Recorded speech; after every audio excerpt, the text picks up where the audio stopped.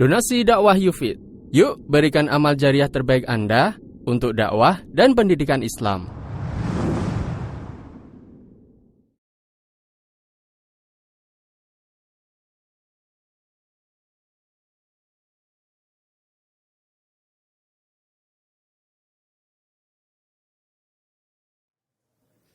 Assalamualaikum warahmatullahi wabarakatuh.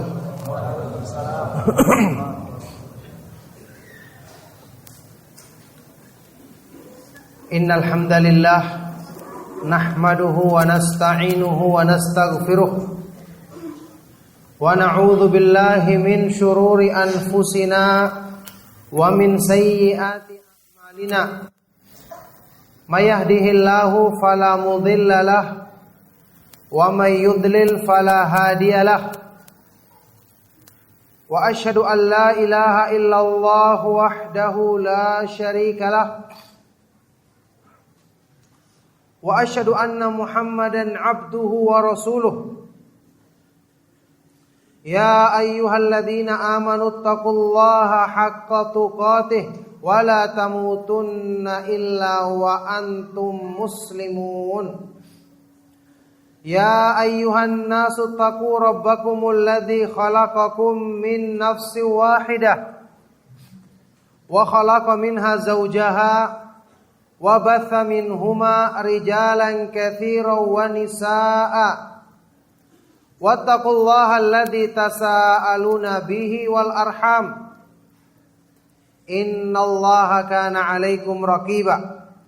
Ya ayyuhalladzina amanu taqullaha wa qulu qawlan sadida yuslih lakum a'malakum wa yaghfir lakum dhunubakum wa may yuti'illaha wa rasulahu faqad faza fawzan 'azima.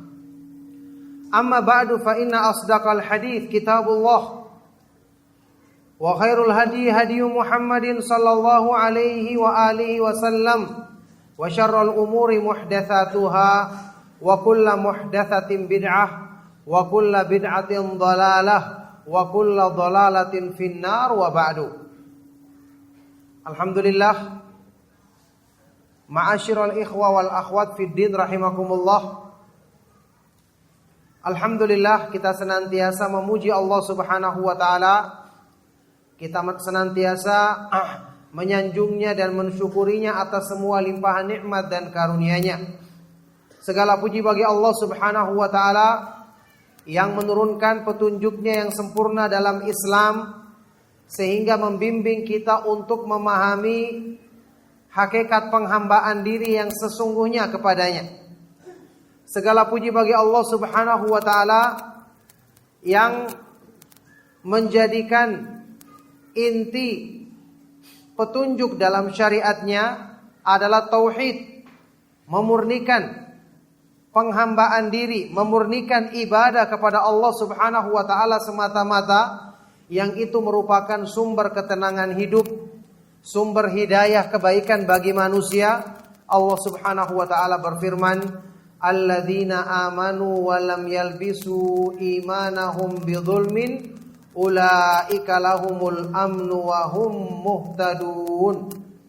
Orang-orang yang beriman dan tidak mencampur adukan iman mereka dengan kezaliman, yaitu syirik, maka mereka inilah yang akan selalu mendapatkan al-amn, keamanan, kedamaian dalam hidupnya, dan merekalah orang-orang yang selalu mendapatkan hidayah, petunjuk dari Allah Subhanahu wa taala. Barakallahu fikum. Ma'asyiral ikhwa wal akhwat fid din rahimakumullah. Di malam hari ini kita akan mengkaji tema tentang cinta, takut dan berharap kepada Allah Subhanahu wa taala. Tema yang merupakan tiang utama penopang tauhid, penopang iman. Disebut sebagai rakaizul ubudiyah, tiang-tiang utama yang menopang penghambaan diri kepada Allah Subhanahu wa taala. Inilah pelajaran tauhid yang sesungguhnya. Inilah penghambaan diri yang sejati kepada Allah Subhanahu wa taala. Dari sinilah diambil kata-kata ibadah, beribadah, menyembah atau menghambakan diri. Dari sinilah diambil kata-kata al-ubudiyah, penghambaan diri menjadi hamba Allah yang sejati, yang merupakan tingkatan dan kedudukan hamba yang paling sempurna di sisi Allah Subhanahu wa taala. Yang dengan itulah hamba-hamba Allah yang sempurna imannya dipuji dalam Al-Quran dengan diberi gelar sebagai Ibadur Rahman, hamba-hamba Allah yang maha pemurah. Wa ibadur rahmanil ladzina yamshuna 'alal ardi hauna. Hamba-hamba Allah yang maha pemurah, yakni mereka-mereka yang telah menunaikan penghambaan diri dengan sempurna. Mereka adalah orang-orang yang berjalan di muka bumi ini dengan sikap merendahkan dirinya. Ikhwan dan akhwat fiddin rahimakumullah.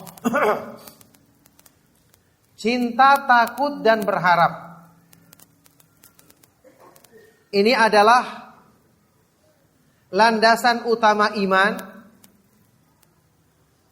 Bahkan inti pendekatan diri kepada Allah sekaligus merupakan hakikatut tauhid.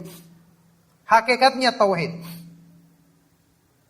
Ibadah yang disyariatkan oleh Allah Subhanahu wa taala yang diturunkan dalam petunjuk yang dibawa oleh nabi kita yang mulia, Nabi Muhammad sallallahu alaihi wasallam, tujuannya adalah untuk menyempurnakan penghambaan diri kita kepada Allah.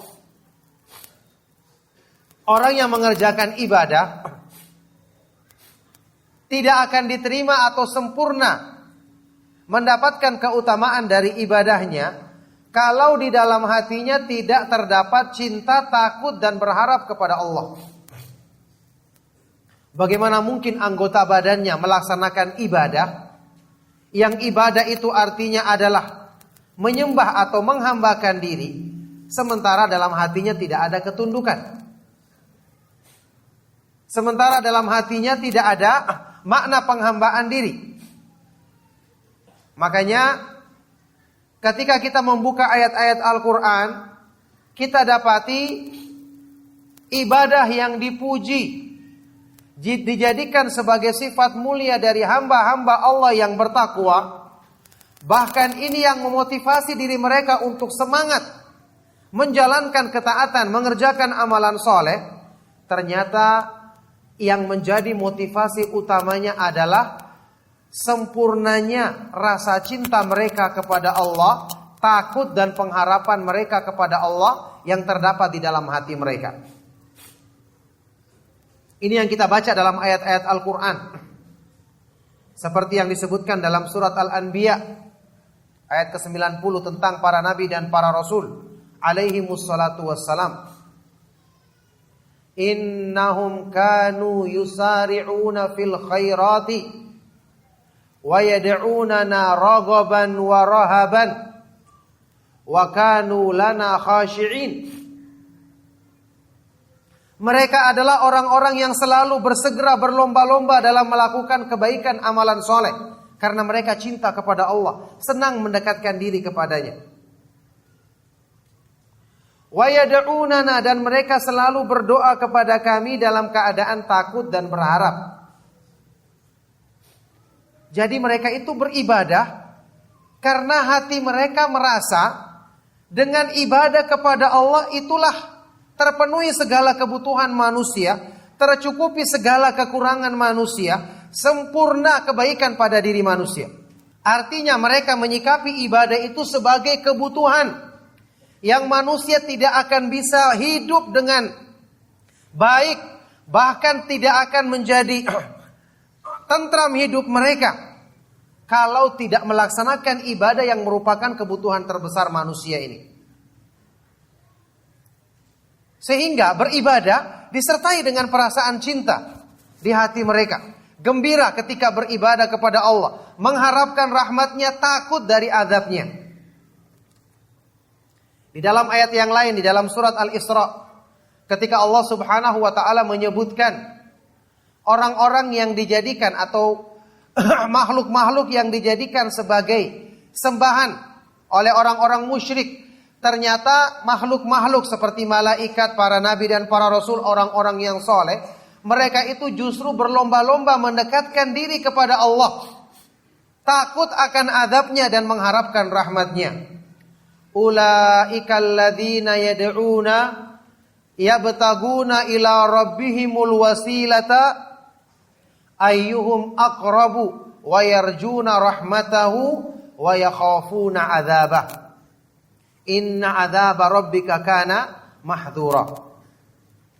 Mereka-mereka yang dijadikan sembahan selain Allah, apa yang mereka lakukan? Mereka sendiri justru yabtaguna, bersemangat mencari wasilah, sebab untuk mendekatkan diri kepada Allah. Ayyuhum aqrab, siapa di antara mereka yang lebih dekat? Wa yarjuna rahmatahu, dan mereka selalu mengharapkan rahmat Allah. Wa yakhafuna adzabahu, dan takut akan azab Allah Subhanahu wa taala. Jadi ternyata mereka beribadah disertai dengan ketundukan lahir dan batinnya. Ibadah karena mereka mengetahui ibadah itu adalah kebutuhan yang menjadikan hidup mereka tidak akan sempurna tanpanya. Makanya 3 sifat ini, cinta, takut, dan berharap, ini yang menghimpun makna ibadah yang hakiki. Antum sudah pernah dengarkan dan juga beberapa kali insya Allah saya ulangi sewaktu saya menyampaikan kajian di sini tentang makna ibadah yang diterangkan oleh para ulama kita, seperti yang disampaikan oleh Imam Ibnu Qayyim al-Jauziyah rahimahullah taala. Ibadah itu ibaratun amma yajma'u kamalal hubbi wa kamalal dhulli lillah. Ibadah itu sesuatu yang menghimpun kesempurnaan cinta dan sikap merendahkan diri kepada Allah. Ibadah itu menghimpun perasaan gembira waktu kita melakukannya dan perasaan tunduk karena kita membutuhkan rahmat Allah Subhanahu wa taala, membutuhkan pengamalan ibadah yang itu lebih besar daripada kebutuhan badan kita terhadap makan dan minuman. Disinilah hamba-hamba Allah yang sejati memahami makna ibadah yang sesungguhnya. Sehingga disebutkan di dalam Al-Quran tentang keadaan hamba Allah Subhanahu wa ta'ala adalah mereka-mereka yang menyadari hakikat makna firman Allah Subhanahu wa ta'ala. Ya ayyuhan nasu antumul fuqara'u ilallahi wallahu huwal ghaniyul hamid. Wahai sekalian manusia, kalian adalah makhluk-makhluk yang sangat miskin, penuh dengan kekurangan dan bergantung kepada Allah. Sedangkan Allah Subhanahu wa ta'ala dialah yang maha kaya lagi maha terpuji. Jadi hamba itu secara asal sifatnya penuh dengan kekurangan. Dan tidak ada yang bisa menyempurnakan kekurangannya kecuali Allah Subhanahu wa ta'ala yang maha tahu tentang hakikat kebutuhan mereka. Untuk tujuan inilah Allah menurunkan agamanya. Itulah sebabnya manusia dalam hidupnya, kalau dia tidak kenal Allah, tidak kenal tempat bergantungnya, maka pasti dia akan mencari pemenuhan hidupnya kepada makhluk-makhluk yang ada di sekitarnya. Makhluk-makhluk yang lemah seperti dirinya. Maka dia akan menyangka harta bisa memenuhi kebutuhannya, kedudukan, atau perhiasan-perhiasan dunia. Maka ketika itu manusia akan kecewa. Karena bukan ini tempat yang akan bisa menjadi gantungan dalam hidupnya, tempat bersandar dalam hidupnya. Jadi di sini ikhwan dan akhwat fiddin rahimakumullah, memahami makna tauhid atau ubudiyah yang sesungguhnya itu kembali kepada menyadari bahwa kita itu butuh tempat bergantung tempat menyandarkan segala kebutuhan kita, kemudian hati kita mendapati dengan yakin bahwa itu adalah Allah Subhanahu wa taala semata-mata. Tidak dipalingkan kepada yang lainnya. Makanya kita saksikan, ya, kita baca dalam ayat-ayat Al-Qur'an. Kenapa segala sesuatu yang berhubungan dengan penyandaran hati manusia kepada Allah itu disebutkan di dalam banyak ayat Al-Quran sebagai wujud tauhid yang sesungguhnya. Berarti orang itu keliru kalau memahami yang namanya tauhid atau wujud daripada iman sekedar dia rajin beribadah, rajin dia melaksanakan sholat, rajin berzikir, padahal hatinya tidak ada ketundukan, tidak ada rasa bergantung kepada Allah, tidak ada cinta, takut dan berharap. Ini bukan ibadah yang dikehendaki dalam Islam. Coba lihat, yang juga beberapa kali kita ulang, inti kandungan Al-Quran yang terdapat dalam surat Al-Fatihah. Iyyaka na'budu wa iyyaka nasta'in. Hanya kepadamulah kami beribadah ya Allah, dan hanya kepadamulah kami memohon pertolongan. Ayat-ayat yang tadi kita bacakan tentang orang-orang yang soleh, mereka rajin beribadah, mereka rajin berdoa kepada Allah dalam keadaan takut dan berharap. Terwujud ibadahnya rajin, tapi ketergantungan hatinya minta pertolongan bersandar kepada Allah terwujud dengan sempurna pada diri mereka. Makanya mereka dipuji. Sama dengan ayat ini, Iyyaka na'budu wa iyyaka nasta'in. Hanya kepadamulah kami beribadah dan hanya kepadamulah kami memohon pertolongan. Makanya tauhid ini perlu direnungkan. Kita beribadah kepada Allah, kita bisa mengikuti pengajian, kenal Islam dan kenal sunnah. Apakah karena kekuatan diri kita, kecerdasan akal kita, atau karena memang kita asalnya adalah baik? Jawabannya tidak. Setiap manusia dilahirkan tidak tahu apa-apa. Setiap manusia dilahirkan syaitan berusaha memalingkannya dari fitrahnya. Kalau bukan karena pertolongan dari Allah Subhanahu wa taala, tidak ada seorang pun yang bisa mengikuti kebenaran. Ini nikmat Allah yang dengan ini saja kita renungkan, Allah memberikan nikmat kepadaku yang demikian besar. Kebaikan dari Allah Subhanahu wa taala ini kalau kita renungkan, melahirkan rasa cinta sekaligus takut dan berharap. Berharap supaya Allah menetapkan kebaikan ini pada diri kita, karena memang tidak ada yang bisa menetapkan hidayah yang maha kuasa menjaga hati kita, tidak ada selain Allah Subhanahu wa taala. Kemudian kita takut jangan sampai Allah Subhanahu wa taala mencabut kebaikan ini, kemudian membiarkan kita terjerumus ke dalam keburukan. Ini kalau kita renungkan berlaku untuk semua urusan dalam hidup kita. Dalam urusan dunia, apalagi urusan agama kita. Dari sinilah ikhwan dan akhwat fiddin rahimakumullah, kenapa tawakal, bertawakal kepada Allah, kenapa dijadikan di dalam Al-Quran sebagai simbol inti makna kalimat la ilaha illallah, menjadikan Allah sebagai tempat sandaran kita. Tawakal artinya apa? Sidqu i'timadil qalbi 'ala Allah fi jalbil masalihi wa daf'il madharri. Penyandaran hati yang sebenarnya kepada Allah dalam upaya mendatangkan kebaikan-kebaikan dan menolak segala keburukan-keburukan. Jadi kalau kita sudah semakin mengenal Allah, semakin mengenal kemahaagungannya, kemahakuasaannya, kemahasempurnaannya, semakin hati kita selalu bergantung kepadanya. Ini yang namanya tawakal, dan ini yang disebutkan di dalam Al-Quran di beberapa ayat sebagai simbol atau makna tauhid yang hakiki. Di antaranya firman Allah Subhanahu wa taala, Rabbul masyriqi wal maghribi la ilaha illa huwa fattakhidhu wakila.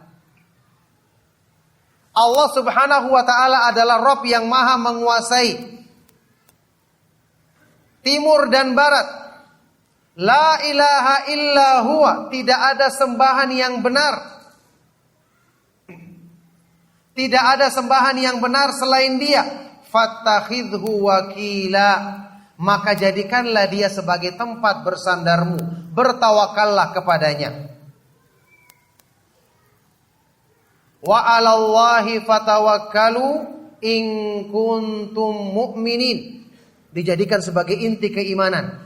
Dan hendaknya hanya kepada Allah kalian bertawakal jika kalian benar-benar beriman. Jadi sebenarnya tauhid itu ya, intinya adalah Anda menyadari kekurangan dan mengetahui yang maha sempurna. Itu saja. Supaya kekurangan ini kita tahu, kita arahkan kemana. Disinilah perbedaan yang atau pemisah yang tipis antara tauhid dan syirik. Ketika manusia menyadari kekurangan dirinya, dan pasti dia menyadari karena dia makhluk yang jauh dari kesempurnaan. Ketika dia mengenal Allah, maka dia akan mengarahkan kekurangan dirinya, tempat bersandarnya ke tempat yang benar, yaitu kepada Allah. Ketika dia tidak mengenal Allah, dia akan arahkan kepada makhluk. Inilah syirik, inilah tauhid. Itulah kemarin kita khutbah, dalam khutbah Jumat saya jelaskan kenapa syirik itu mayoritas terjadi di umat manusia. Karena tipisnya perbedaan tersebut. Makanya pembahasan tauhid, menemukan tempat bersandar yang sesungguhnya, ini adalah perkara darurat yang harus segera kita usahakan. Tidak boleh ditunda-tunda. Allah Subhanahu wa ta'ala menjadikan keutamaan tauhid adalah keutamaan yang Allah tidak wakilkan kepada makhluknya. Tawakal di dalam Al-Quran disebutkan dengan seutama-utama balasan. Wa may yatawakkal 'alallahi fahuwa hasbuh. Barang siapa yang bertawakal, bersandar diri dengan benar kepada Allah, maka Allah Subhanahu wa ta'ala akan mencukupi segala kebutuhannya. Allah Subhanahu wa ta'ala menginginkan dari hamba itu mengakui dirinya sebagai hamba. Menjadikan Allah Subhanahu wa ta'ala sebagai tempat bersandarnya. Makanya kenapa kita disyariatkan mengetahui kekurangan-kekurangan dan kelemahan-kelemahan diri kita, kemudian menisbatkan segala pujian dan sanjungan hanya untuk Allah Subhanahu wa ta'ala semata-mata. Ini adalah inti dari penghambaan diri yang sesungguhnya. Coba lihat seperti faedah yang diterangkan oleh Imam Ibnu Qayyim dalam kitab Al-Wabilus Sayyib minal Kalimit Thayyib. Di dalam Sayyidul Istighfar, penghulunya istighfar yang disyariatkan kita baca, termasuk zikir pagi dan petang. Istighfar ini ternyata memiliki keutamaan yang sangat tinggi karena di dalamnya terdapat kalimat Abu'u laka bi ni'matika alayya wa abu'u bi dzambi. Ya Allah, Abu'u laka bi ni'matika alayya, aku mengakui kepadamu atas besarnya limpahan nikmat dan kebaikan yang kamu turunkan kepadaku, yang engkau turunkan kepadaku. Wa abu'u bidzambi, dan aku mengakui dosa-dosaku, kekurangan-kekuranganku. Inilah hakikat makna ubudiyah. Ketika manusia itu bisa mewujudkan sikap merendahkan dirinya dan mengagungkan, meninggikan Allah Subhanahu wa ta'ala, ketika itu dia telah menghambakan dirinya dengan sempurna kepada Allah Subhanahu wa ta'ala.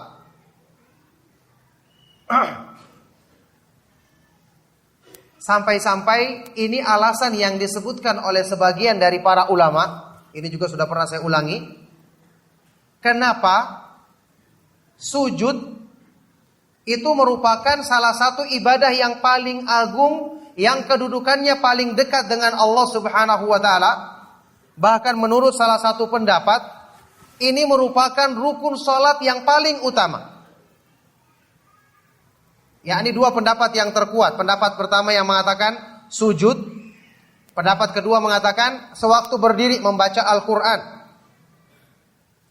Yang kemudian kedua pendapat ini digabungkan oleh Imam Ibnu Qayyim. Keutamaan sewaktu kita berdiri membaca Al-Quran. Kenapa dia sebagian ulama berpendapat itulah rukun salat yang paling utama, disebabkan karena bacaannya adalah Al-Quran. Adapun sujud, sebagian ulama mengatakannya sebagai rukun salat yang paling utama disebabkan karena gerakannya. Posisi hamba saat itu benar-benar merendahkan dirinya.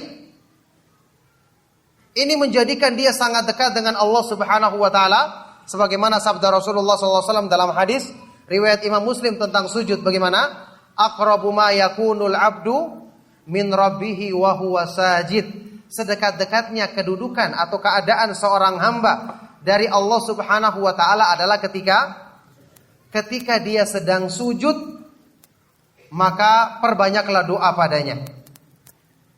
Sujud sikap merendahkan diri yang sempurna. Terkandung makna ubudiyah yang saya sebutkan tadi.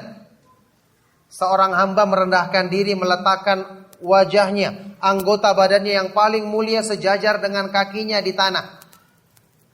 Sikap merendahkan diri. Setelah itu apa yang diucapkan dalam sujudnya?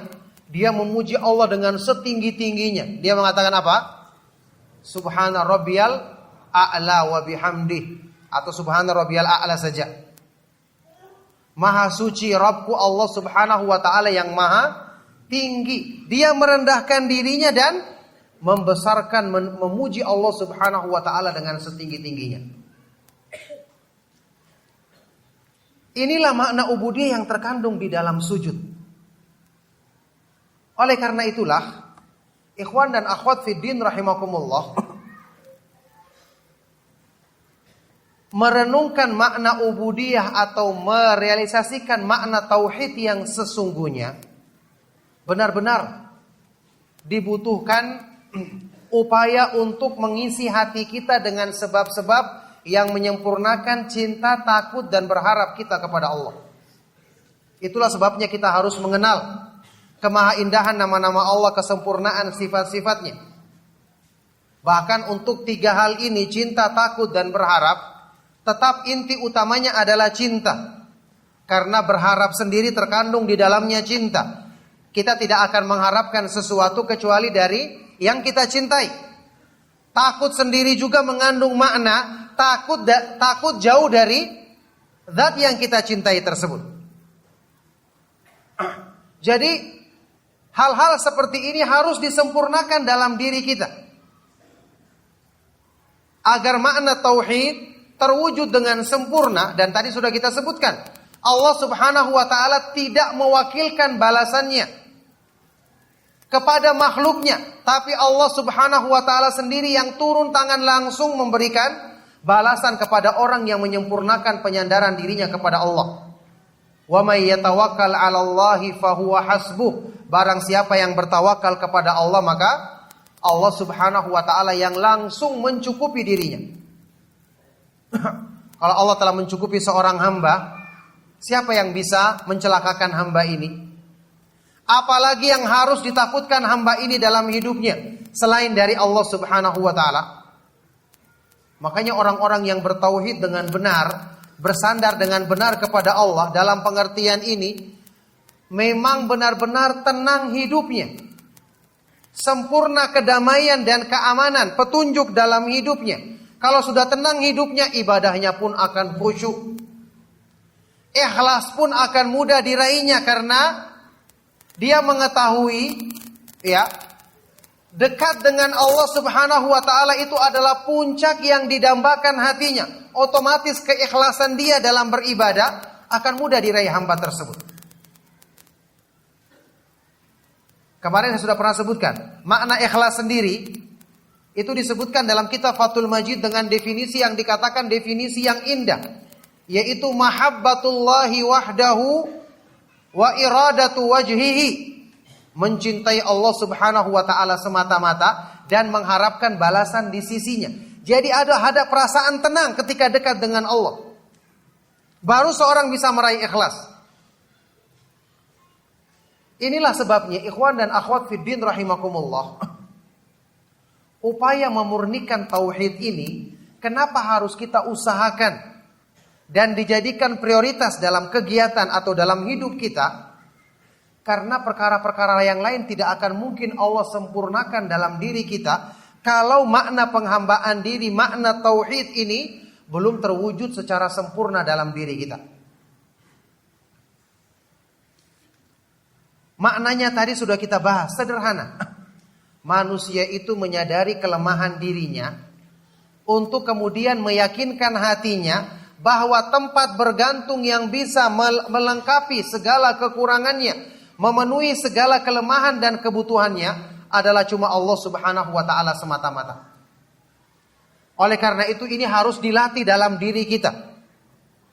Setiap kita mengalami masalah, kita mengalami segala sesuatu yang menjadikan diri kita gundah, jangan terbiasa mengikuti pemikiran-pemikiran yang berkembang di kalangan orang awam. Cari dulu makhluk. Telepon dulu kepada seseorang yang bisa membantu masalahnya. Allah Subhanahu wa taala setiap saat ada mendengar seruan hamba-hambanya. Kenapa tidak meminta kepada Dia terlebih dahulu? Makhluk yang Anda hubungi mungkin juga sedang sakit, atau dia sedang tidur tidak akan bisa mendengarkan keluhan Anda, atau dia sedang jauh tidak bisa dihubungi. Allah Subhanahu wa taala Maha dekat, selalu ada dan mengawasi hamba-hambanya. Apalagi orang yang selalu meminta kepada Allah Subhanahu wa taala dalam segala keadaannya. Ini yang perlu kita latih dalam diri kita. Sampai pun dalam urusan-urusan mengadukan masalah kita. Allah Subhanahu wa taala berfirman dalam Al-Qur'an tentang nabinya yang mulia Ya'qub alaihi salatu wasallam yang mengatakan apa? Innama ashku bathi wa huzni ilallah. Hanyalah aku mengadukan segala kesedihanku dan kegundahanku kepada Allah Subhanahu wa taala semata-mata. Kenapa? Mengeluh kepada manusia. Mereka sendiri punya banyak kegundahan. Mereka sendiri tidak akan bisa menyelesaikannya. Mereka sendiri terbatas kemampuannya. Maka ini menempatkan atau membiasakan hati kita justru bersandar kepada yang lemah, yang tentu tidak akan bisa memenuhi kebutuhannya. Jadi dalam kehidupan sehari-hari, wujud daripada tauhid ini kita harus praktekkan supaya makna tauhid yang tadi tersimpul dalam 3 tiang penopang utama, cinta, takut, dan berharap, selalu dalam hati kita dipenuhi kepada hal-hal yang benar, diarahkan kepada hal-hal yang benar, yaitu kepada Allah Subhanahu wa taala semata-mata. Inilah yang saya pernah sebutkan, makna yang terwujud dalam nama Allah Subhanahu wa taala. Salah satu di antara nama Allah Subhanahu wa taala yang maha indah yaitu As-Samad. Qul huwallahu ahad, Allahus samad. Yasmudu ilaihil khalaiqu bihawaijihim.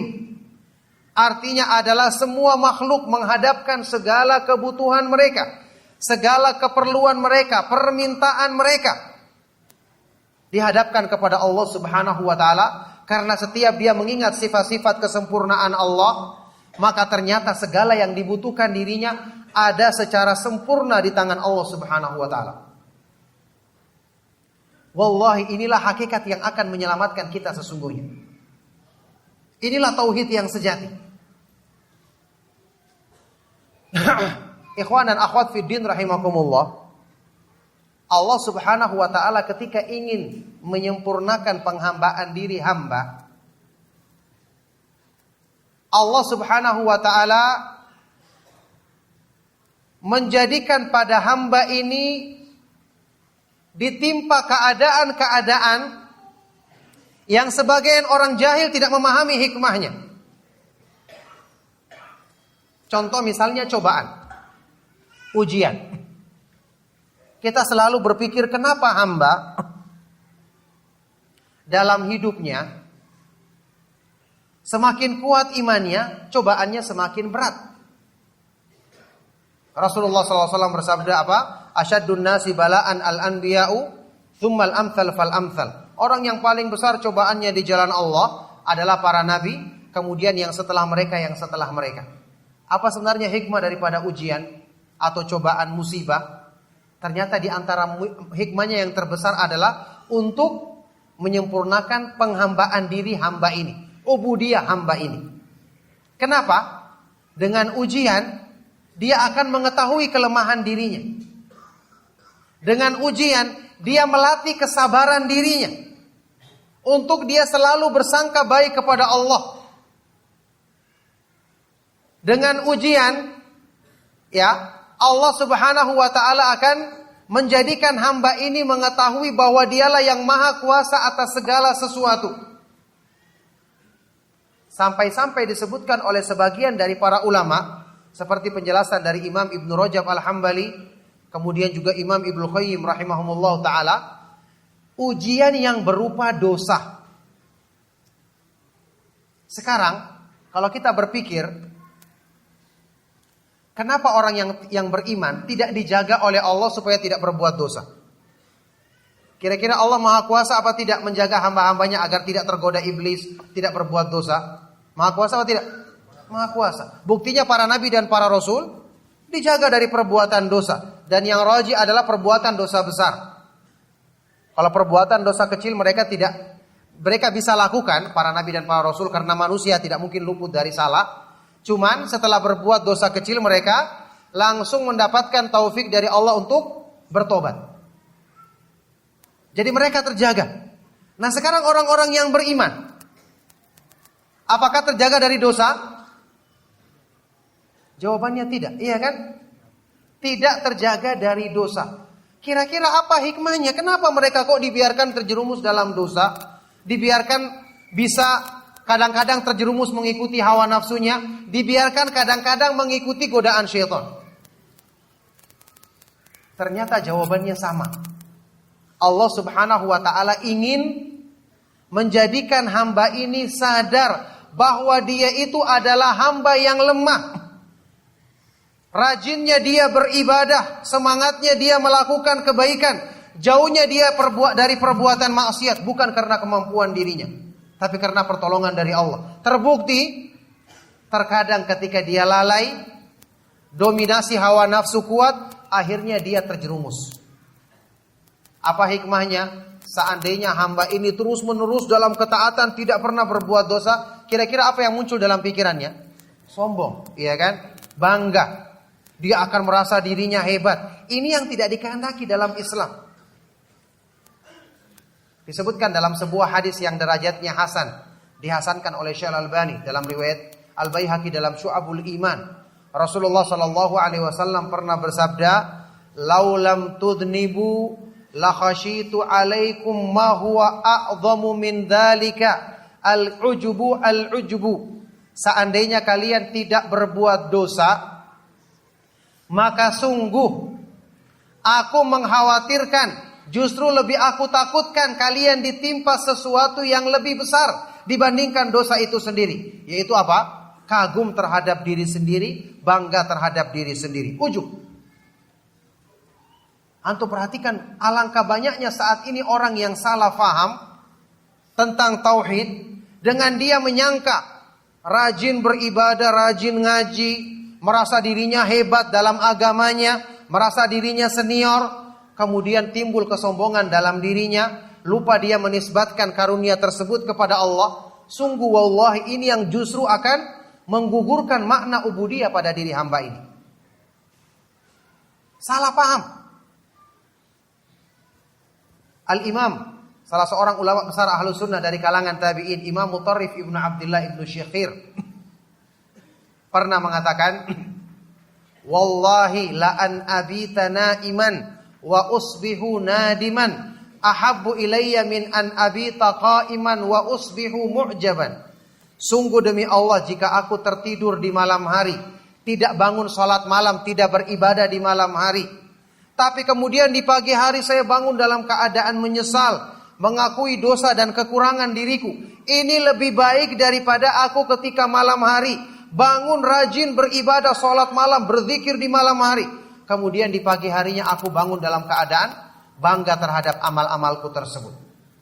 Ucapan Imam Tabi'in senior Mutarrif Ibnu Abdullah Ibnu Syekhir dibawakan dalam kitab Syiar A'lamin Nubala, kemudian dikomentari oleh Imam Az-Zahabi rahimahullah ta'ala. Qultu la aflaha wallahi man zakka nafsahu au a'jabathu. Aku katakan, sungguh demi Allah, tidak akan beruntung orang yang kagum terhadap dirinya sendiri, menganggap dirinya suci, atau kagum terhadap dirinya sendiri. Jadi Allah subhanahu wa ta'ala itu maha sempurna hikmahnya. Kita dijadikan bersalah, kita tahu, ternyata saya ini lemah, kalau bersandar kepada diriku binasa saya. Hawa nafsu kita demikian kuat. Kita dijadikan kadang-kadang lalai supaya kita tahu, yang menjadikan kita ingat selama ini bukan karena kemampuan diri kita, tapi karena pertolongan dari Allah subhanahu wa ta'ala. Oleh karena itulah, ikhwan dan akhwat fiddin rahimakumullah, sekali lagi upaya menyempurnakan cinta, takut dan berharap. Ini dengan kita membaca ayat-ayat Al-Quran yang menjelaskan tentang karunia Allah, nikmat Allah, kemahaindahan Allah akan menimbulkan cinta kita. Dengan kita membaca sifat-sifat keagungan dan kebesaran Allah, menjadikan kita takut dan tunduk. Dengan kita membaca kemahakuasaannya atas segala sesuatu, kemahakayaannya yang sempurna akan menjadikan kita hanya berharap kepadanya. Kita latih hati kita untuk terbiasa ini dalam kehidupan kita. Sebelum memulai sesuatu, berdoa kepada Allah, supaya nanti hasil yang kita capai kita akan nisbatkan kepada Allah. Melihat orang yang berbuat buruk menjadikan kita semakin semangat berdoa. Ya Allah, keburukan terjadi karena Engkau tidak memberikan taufik kepadanya. Saya bisa menghindarinya karena Engkau jaga aku, maka tetapkanlah penjagaanmu terhadap diriku. Ini sifatnya hamba yang beriman. Setelah kita berbuat kebaikan, setelah kita melakukan amalan-amalan soleh, kita pun berdoa kepada Allah subhanahu wa ta'ala supaya kebaikan ini Allah tetapkan pada diri kita. Antum masih ingat pembahasan ini saya pernah kaji juga waktu kita membahas makna taufik. Inilah inti daripada makna taufik seperti yang dijelaskan oleh Imam Ibnu Qayyim dalam kitab Al-Fawaid. Alla yakilakallahu ila nafsika fi fi'lil hasanati wa tarkis sayyi'at. Dengan Allah subhanahu wa ta'ala tidak menjadikan kamu bersandar kepada dirimu sendiri dalam melakukan kebaikan-kebaikan dan meninggalkan keburukan-keburukan. Jadi ikhwan dan akhwat fiddin rahimakumullah, tauhid diwujudkan dengan banyak kita melatih diri kita untuk selalu mengarahkan hati kita agar mengenal tempat bersandarnya. Makanya dalam kehidupan sehari-hari kita disyariatkan untuk selalu minta pertolongan kepada Allah. Memulai pekerjaan dengan membaca bismillah misalnya, yang mengandung arti memohon pertolongan kepada Allah. Kita disyariatkan bahkan setiap saat berdoa dulu sebelum melakukan sebab apapun. Bahkan doa kita semakin sungguh-sungguh, semakin menunjukkan benarnya iman di hati kita. Buktinya tadi orang-orang yang soleh disebutkan dalam Al-Quran, hampir setiap mereka dipuji, selalu disebutkan mereka itu rajin berdoa, rajin memohon ampun kepada Allah. Sudah itu berdoanya dengan raghaban wa rahaban, dalam keadaan takut dan berharap, doanya serius.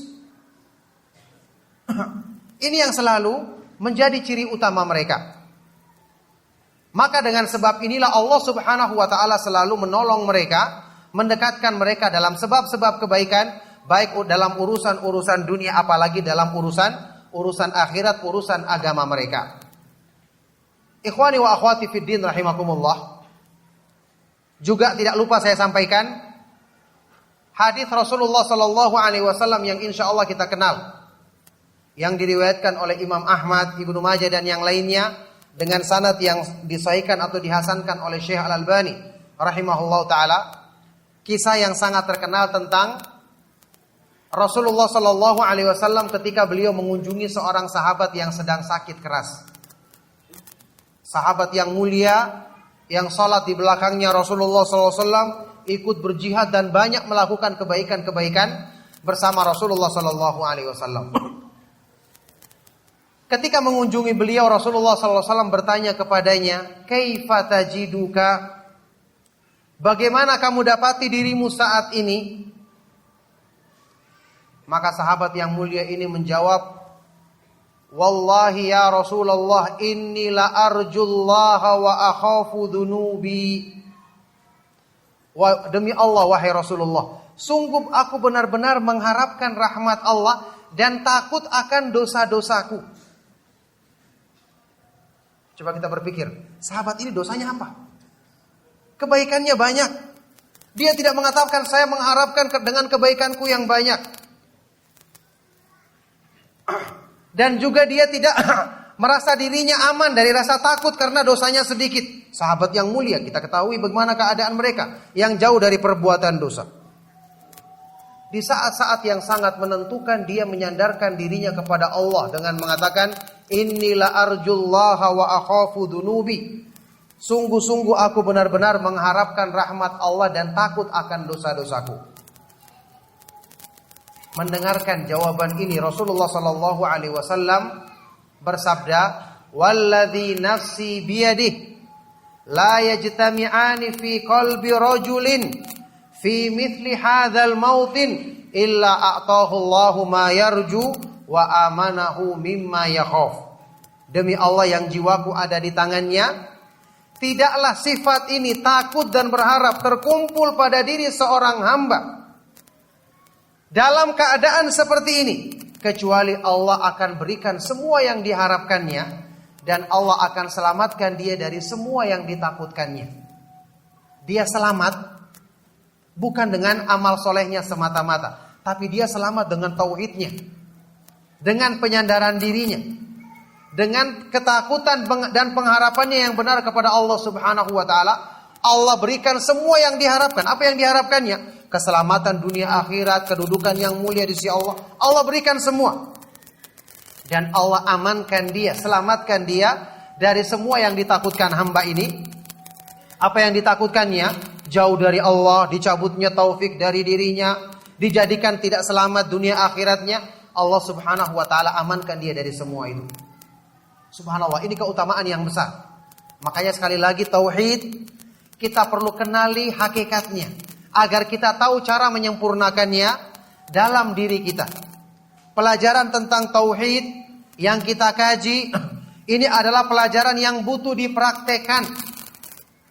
Dan semua ibadah yang Allah syariatkan tujuannya sebenarnya untuk menyempurnakan makna tauhid ini. Tentu saja ibadah tidak akan mungkin luput daripada makna tauhid tersebut. Cuman kita yang selama ini kurang merenungkannya, kurang menghadirkan maknanya, sehingga ibadah-ibadah yang kita lakukan tidak membentuk makna tauhid ini dalam diri kita. Selalu saya ingatkan, ketika Anda beribadah jangan lupa hadirkan hati, supaya hati kita diisi dengan unsur-unsur keimanan, tiang-tiang yang menopang tauhid tadi, seperti yang kita bahas tadi. Dalam setiap ibadah yang kita lakukan akan semakin banyak perbaikan-perbaikan iman, perbaikan-perbaikan tauhid yang kita rasakan dan kita dapatkan. Maka barakallahu fikum, inilah nasihat yang ingin saya sampaikan dalam kesempatan kajian kita di malam hari ini, ya. Karena waktu juga yang membatasi kita akan mengumandangkan azan. Setelah itu kita akan menjawab beberapa pertanyaan sebelum kita melaksanakan sholat isya insyaallah. Semoga apa yang kita kaji bermanfaat dan menjadi sebab kebaikan bagi kita semua. Mohon maaf jika ada kata-kata yang salah dan kurang berkenan. Kami cukupkan. Sallallahu wasallam wa barak ala nabiyina Muhammad wa ala alihi wa ashabihi wa man tabi'ahum bi ihsan ila yaumiddin wa akhiru da'wana anil hamdulillahi rabbil alamin. Ada pertanyaan, bagaimana apabila kita beribadah karena mencintai seseorang, apakah perasaan itu baik atau tidak? Orang tersebut baik dan alim serta rajin beribadah. Maksudnya kita beribadah kepada Allah ya harus karena cinta kepada Allah, bukan cinta orang lain. Nanti ini jadi riya nanti amalnya. Itu maksudnya apa? Maksudnya apakah antum termotivasi beribadah karena orang menyukai orang tersebut? Berarti maknanya supaya dia mengetahui kita rajin. Ya jelas ini riya. Tidak pantas untuk ditujukan kepada makhluk ibadah kita, hanya untuk Allah Subhanahu wa taala semata-mata. Nah, bagaimana pakaian seorang muslimah itu dengan menjulurkan pakaian sampai ke tanah, apakah najis? Biasanya pakaian itu digunakan untuk sholat? Jawabannya tidak najis karena hadis-hadis yang sahih dari Rasulullah Sallallahu Alaihi Wasallam seperti hadisnya Ummu Salamah radhiyallahu taala anha ketika beliau bertanya tentang pakaian perempuan yang sampai menyentuh tanah, bahkan kadang-kadang dia menyentuh najis di tanah, maka Nabi SAW bersabda, yutahiruhu ma ba'dahu. Kain yang disentuh najis tersebut akan disucikan dengan tanah setelahnya. Karena tanah itu Allah jadikan sebagai pensuci. Wa ju'ilat liyal ardu masjidan wa tahura dalam Sahih Muslim. Rasulullah SAW bersabda, dijadikan bagiku permukaan bumi ini sebagai tempat sholat dan sesuatu yang mensucikan. Nah, jadi dia akan disucikan dengan tanah yang menimpa ujung pakaian itu setelahnya. Seorang syekh membagi bid'ah menjadi dua, bid'ah haram dan bid'ah makruh. Tolong berikan penjelasan serta contoh dari bid'ah haram dan bid'ah makruh agar saya dapat lebih memahami. Ini asalnya. Asalnya perbuatan bid'ah itu ada yang masih bersifat makruh saja, ya, bersifat dibenci saja, tapi lama kelamaan karena bid'ah ini sifatnya dianggap baik, maka mesti akan terus ditambah. Maka yang asalnya pun kecil misalnya dalam perkara-perkara yang kecil bisa menjadi besar. Seperti yang diterangkan dalam kitab Syarh Sunnah oleh Al-Barbahari. Wa'lam anna sigharal bid'ah ta'udu hatta tasira kibaran wa kadzalika kullu bid'atin uhditha fi hadhil ummah. Ketahuilah bahwasanya bid'ah itu awal-awalnya kecil, tapi dia akan terus berulang, ditambah, dimodifikasi, ditambah lagi jumlahnya atau ditambah semakin banyak variasinya. Lama kelamaan menjadi besar. Maka demikian pula setiap bid'ah yang terjadi di umat ini awalnya selalu kecil. Ini memang diterangkan oleh sebagian dari para ulama, seperti yang saya ingat, kalau tidak salah ingat di kitab Al-I'tisam Asy-Syatibi, kemudian juga mungkin ada di kitab Ilmu Ushulul Bidah, beberapa kitab yang saya ingat sudah lama dulunya pernah kita baca. Ala kulli hal ada yang menjelaskan seperti itu. Asalnya bid'ah itu ada yang makruh, tidak sampai haram. Ya, tidak sampai perbuatan yang haram, tapi karena berkembang terus, ya, seperti yang dicontohkan oleh para ulama, perbuatan bid'ah dengan berzikir dengan biji-bijian tasbih. Di zamannya Ibnu Mas'ud radhiyallahu taala anhu, awalnya cuma, ya, sekelompok orang di halaqah mereka membuat halaqah berzikir dengan menghitung dengan menggunakan batu kerikil. Nanti ada yang memimpin mengatakan halilu mi'ah, ucapkan tahlil la ilaha illallah 100, dihitung 100 la ilaha illallah sampai 100. Kemudian waktu ditegur oleh Ibnu Mas'ud, sudah kita ketahui kisahnya, mereka mengatakan, wallahi ya Aba Abdurrahman ma aradna illal khair, demi Allah kami tidak mengendaki kecuali kebaikan. Kemudian Ibnu Mas'ud mengatakan, wa kam min muridin lil khairi la yusibahu, berapa banyak orang yang menginginkan kebaikan, dia tidak pernah mencapai kebaikan tersebut. Kelanjutan dari hadis ini disebutkan, ya, oleh rawi hadis tersebut, dia mengatakan selanjutnya, ketika terjadi di zamannya Ali bin Abi Thalib, para sahabat memerangi orang-orang Khawarij, ternyata kebanyakan ya dari mereka yang hadir di situ adalah orang-orang yang ikut tadi berzikir dengan menghitungnya dengan biji-bijian batu kerikil tadi. Jadi bid'ahnya yang awal ini kecil menjadi besar karena berkembang terus. Apalagi alasan mereka yang penting niat kami baik. Itulah keburukan perbuatan bid'ah yang harusnya kita waspadai, karena meskipun awalnya kelihatan kecil atau mungkin tadi hukumnya sekedar makruh saja, tapi karena terus-menerus dilakukan maka menjadi semakin parah. Bagaimana cara mendakwakan tauhid kepada masyarakat awam yang kurang memahami ilmu tauhid karena kebodohan mereka? Justru karena kejahilan mereka pertama kali diajarkan tauhid. Kenapa? Karena tauhid itu fitrah manusia. Di dalam hadis kursi riwayat Imam Muslim, Allah Subhanahu wa taala berfirman, "Inni khalaqtu ibadi hunafa'a, thumma innahu atathumus syayatinu fajtalathum an dinihim."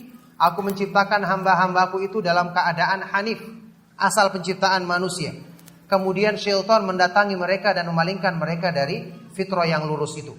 Jadi mendakwai orang awam justru lebih mudah dimulai dengan tauhid, karena setiap jiwa mengakui Allah Subhanahu wa taala yang Maha Kuasa, tempat kita meminta satu-satunya karena Dialah yang Maha Kuasa mengabulkan segala permohonan kita.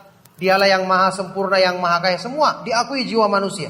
Makanya mengajak kepada tauhid adalah dakwah yang paling mudah, kepada orang awam karena ini sesuai dengan asal fitrah manusia.